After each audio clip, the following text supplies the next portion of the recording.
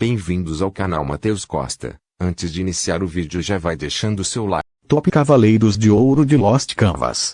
The Lost Canvas é um spin-off do famoso anime Cavaleiros do Zodíaco, de autoria de Shiori Teshirogi, baseado na obra de Masami Kurumada, narrando uma visão alternativa da Guerra Santa de Next Dimension entre Atena e Hades no século XVIII. 12º lugar é o Bafika de Peixes. Ele é uma pessoa que ama a beleza da vida, mas em contrapartida é extremamente solitário por conta da sombra da morte que sempre o cerca. Albáfica é um cavaleiro absurdamente poderoso com uma grande peculiaridade: seu sangue é venenoso. Seu poder é tão grande que, durante a Guerra Santa, ele enfrenta e derrota Minos de Grifon, um dos juízes de Hades, mas perde a vida no processo. 11º lugar, Xion de Ares. Ele é um dos personagens de Lost Canvas que havia sido apresentado na saga de Hades em Cavaleiros do Zodíaco. Xion futuramente viria a ser o mestre de Mu e também o mestre do santuário. Mas antes disso ele foi o discípulo de Hakurei, que então era mestre do santuário após a morte de seu irmão Sage nascido no Tibete. Xion é um mestre em telecinese, teleporte e telepatia. Por muito pouco Xion não acabou se tornando um espectro de Hades, ao ser abordado por Lune de Balron técnicas. Muralha de Cristal, Revolução Estelar. 10º lugar, Doku de Libra. O cavaleiro mais conhecido pelo público dentre os 12 de ouro em Lost Canvas. Doku de Libra é o famoso grande mestre ancião, que treinou Shiryu e auxilia os cavaleiros de Atena sempre que possível no anime clássico. Mas em Lost Canvas, acompanhamos as aventuras do cavaleiro quando ele ainda era jovem, enfrentando sua primeira Guerra Santa. Doku foi treinado por um ser antigo e poderoso que literalmente se transformou em um dragão imortal. Além disso, Doku tem circulando em seu corpo o sangue da Atena da geração anterior à de Sasha. Um dos sobreviventes da Guerra Santa juntamente com Xion, viveu mais de 243 anos por conta do Misopeta, menos que fez seu coração bater 100.000 vezes por ano, o que é o equivalente ao que ele bate em um dia. Técnicas: Cólera do dragão, Cólera dos 100 dragões. 9º lugar, Asgard de Touro. Asgard, também conhecido como Aldebaran, assim como os demais cavaleiros de Touro, é um cavaleiro muito forte e bastante sábio. Possuía 3 discípulos que demonstravam imensa admiração pelo cavaleiro. Quando jovem, Asgard demonstrava por sua parte uma imensa admiração pelo antigo cavaleiro de leão, Ilias. Sua filosofia tanto de vida quanto de combate em principal era firmada acima de tudo em proteger os mais fracos, de modo que possam crescer e se tornarem mais fortes. Técnicas: Grande Chifre, Destruição Titânica, Supernova Titânica. 8º lugar, Cardia de Escorpião. Ele era uma pessoa extremamente intensa, com uma personalidade bastante explosiva. Cardia também é bem atraído por violência. Segundo ele próprio, sua razão de existir é abater suas presas, como ele chama seus inimigos, sem pensar 2 vezes. Cardia tem uma condição cardíaca atípica, que faz necessário que o cavaleiro necessite do auxílio de Degel de Aquário para abaixar sua febre.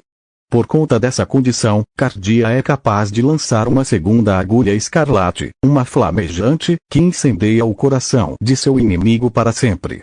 Técnicas: Agulha escarlate, agulha incandescente, agulha Antares e Antares incandescente. 7º lugar é o Cid de Capricórnio. Ele é um dos cavaleiros mais perseverantes que existem naquela época, de personalidade muito séria e compenetrante. O Cid age geralmente como um grande assassino silencioso. Perfeccionista, almeja por aperfeiçoar sua espada sagrada em seu braço, podendo finalmente chamá-la de Excalibur. Quando teve seu braço cortado foi finalmente quando conseguiu alcançar o poder máximo de sua espada, comparando como uma espada sem bainha. 6º lugar, Degel de Aquário. Ele é uma das pessoas mais cultas e sábias do santuário. Degel é discípulo do lendário cavaleiro Crest de Aquário. Assim como os demais cavaleiros de Aquário, Degel também é um mestre no controle do frio.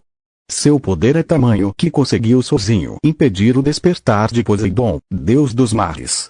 Técnicas: Pó de diamante 0, círculo de gelo, grande, círculo de gelo, execução aurora, esquife de gelo, escudo de gelo. Quinto lugar, Manigold de Câncer.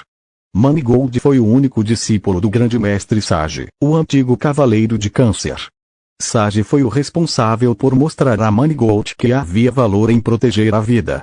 O personagem ficou marcado por sua personalidade debochada, grande o suficiente para que ele zombasse da cara do deus Thanatos em seu próprio reino. Manigold teve grande importância e participação na derrota do grande deus da morte, juntamente com seu mestre. Técnicas: Acubens, ondas do inferno, chamas demoníacas, hecatombe dos espíritos. Quarto lugar, Sísifo de Sagitário. Ele é o irmão menor de Elias de Leão e o guardião de Sacha, a reencarnação da deusa Atena nessa época, desde que a encontrou em um orfanato na Itália. Sua lealdade à sua deusa é indiscutível, equiparando-se a sua lealdade aos seus companheiros. Por muitas vezes, Sísifo é visto como um líder para os cavaleiros, assim como diversas vezes é visto como um escudo para seus companheiros, como ele mesmo alega ser.